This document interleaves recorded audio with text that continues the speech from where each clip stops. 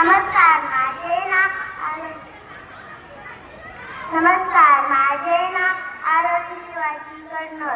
मी इयत्ता 4वी मध्ये शिकते.